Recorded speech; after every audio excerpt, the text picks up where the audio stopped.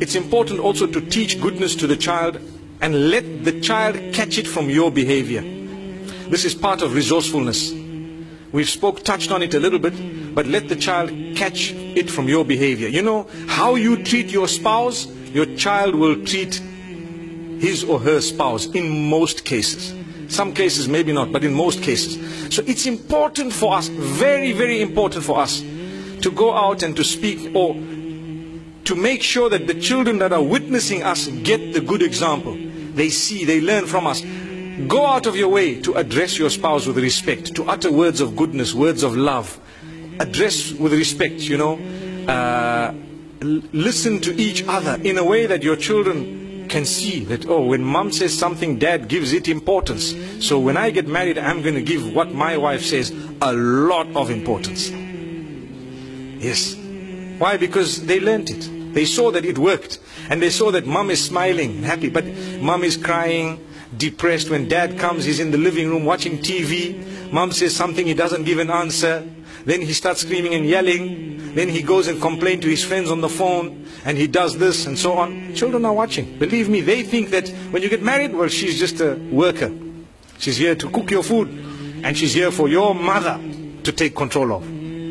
That's what they think, really. In a lot of homes, mothers take control of wives, of their children. So if I get married and my mother takes control of who I'm married to, is that why you were married? Well, if that's the trend we're set, then obviously it's the wrong thing, it's the wrong trend. We should have a good relation, but it must not be that. And we need to have a habit. I have a habit. I explain to my mom how much I love her. And I tell her, look mom, this is a line. Here's a beautiful line. Please don't cross it. There you are. I love you so much. Nobody can take your place. But here's a line you don't cross, my beloved mom. These are my wives. You want to say something? Tell it to me. I'll tell them. I can say it in a better way. It happens. It works. And sometimes when there may be a misunderstanding, and misunderstandings do happen, we have to take control. And the children are watching us. They know what's happening. They can see. So dad comes in, you have to be a powerful figure with love, But you have to be someone who cannot be trampled over. Affection. Your mother must never feel that you don't love her. No, you do. But she must know that, you know what, you cannot come and boss around my wife, because that's my wife. And that doesn't mean I don't love you. I really do love you. Maybe you cannot word it how I'm wording it to you now, but in your own way you need to say things.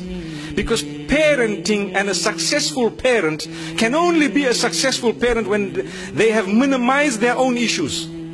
I've got issues in my home with a woman will tell you, I've got issues with my husband and with my mother-in-law and so on. How can you expect that woman to be a successful parent? There's going to be some form of shortage in her upbringing of her children, because she's busy with fighting her own battles. So to create that beautiful environment is the duty of the man. And this is why you cannot impose on your spouse to live in an oppressive house where people are trampling all over your spouse. You need to do something positive about it, because that is how you will help the next generation. Otherwise, all we're doing is we just completing the circle and let it carry on and on and on. And for generations to come, people are going to be oppressing each other because we couldn't stand up in a beautiful way. In a beautiful way. We're not saying go to the house and start creating a disaster. No, in a beautiful way. So it's important for us to know that, inshallah, and I know I've touched on it. It's a topic that might affect a lot of people, and people might appreciate what was said.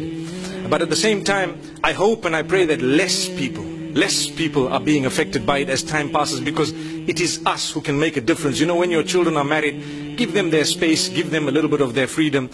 Make sure that you don't want to control every aspect of their lives and so on. You should have already given them the skills to manage their own lives by the will of Allah subhanahu wa ta'ala.